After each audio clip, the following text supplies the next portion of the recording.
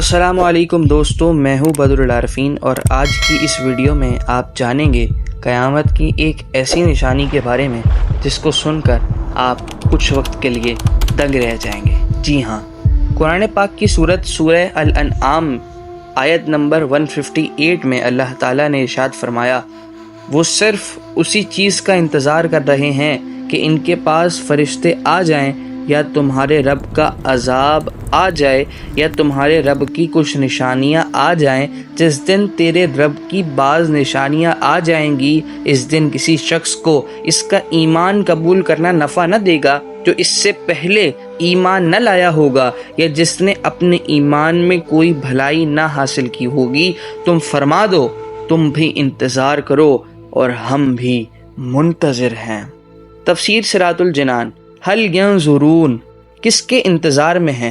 یعنی جب اللہ تعالیٰ کی وحدانیت اور رسول کریم صلی اللہ تعالیٰ علیہ وآلہ وسلم کی رسالت پر دلائل قائم کر دیے گئے اور کفریہ اور گمراہ کن عقائد کا باطل ہونا بھی ظاہر کر دیا گیا، تو اب ایمان لانے میں کیا انتظار باقی ہے؟ اب تو یہی ہے کہ وہ کفار اس چیز کا انتظار کر رہے ہیں کہ ان کے پاس ان کی روح قبض کرنے کے لیے موت کے فرشتے آ جائیں یا تمہارے رب عز و جل کا عذاب آ جائے یا تمہارے رب عز و جل کی قیامت کی خبر دینے والی ایک نشانی آ جائے، اور یوں مشاہدے کے طور پر ہر چیز ان کے لیے ظاہر ہو جائے۔ لیکن ان لوگوں کو یہ معلوم نہیں کہ جس دن غیب کے معاملات ظاہر ہو جائیں گے یا عذاب آنکھوں کے سامنے آ چکا ہوگا، تو اس دن کافر کو ایمان لانا نفع نہ دے گا۔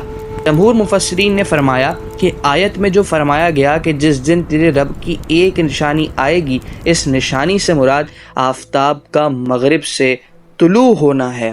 چنانچہ بخاری و مسلم کی حدیث میں ہے کہ قیامت قائم نہ ہوگی جب تک سورج مغرب سے طلوع نہ ہو، اور جب وہ مغرب سے طلوع ہوگا اور اسے لوگ دیکھیں گے تو سب ایمان لائیں گے اور یہ ایمان نفع نہ دے گا۔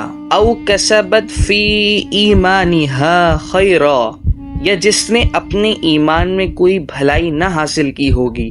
اس کے معنی یہ ہیں کہ مغرب کی جانب سے سورج طلوع ہونے سے پہلے جس گناہگار مومن نے توبہ نہ کی تو اب اس کی توبہ مقبول نہیں۔ امام ضحاک رحمۃ اللہ تعالی علیہ فرماتے ہیں، اس نشانی کے ظاہر ہونے سے پہلے جو مومن نیک اعمال کرتا تھا، نشانی ظاہر ہونے کے بعد بھی اسی طرح اس کے نیک اعمال اللہ تعالی قبول فرمائے گا۔ البتہ جب یہ نشانی ظاہر ہوئی تو اس وقت نہ کافر کا ایمان مقبول ہے نہ گنہگار کی توبہ، کیونکہ یہ ایسی حالت ہے جس نے انہیں ایمان لانے اور گناہوں سے توبہ کرنے پر مجبور کر دیا۔ لہٰذا جس طرح عذاب الہی دیکھ کر کفار کا ایمان لانا بے فائدہ ہے، اسی طرح قرب قیامت کے ہولناک مناظر دیکھ کر بھی ایمان اور توبہ قبول نہیں۔ اس آیت میں ہر مسلمان کے لیے نصیحت ہے کہ وہ جلد سے جلد اپنے گناہوں سے سچی توبہ کر کے نیک اعمال میں مصروف ہو جائے۔ نیک اعمال میں سبقت کرنے کی ترغیب حدیث پاک میں بھی دی گئی ہے۔ چنانچہ حضرت ابو ہریرہ رضی اللہ تعالی عنہ سے روایت ہے کہ سرکار مدینہ صلی اللہ علیہ وسلم نے ارشاد فرمایا، 6 چیزوں کے ظاہر ہونے سے پہلے نیک عمل کرنے میں سبقت کرو: سورج کے مغرب سے طلوع ہونے، دھوئیں، دجال، دابۃ الارض، تم میں سے کسی ایک کی موت یا سب کی موت یعنی قیامت سے پہلے۔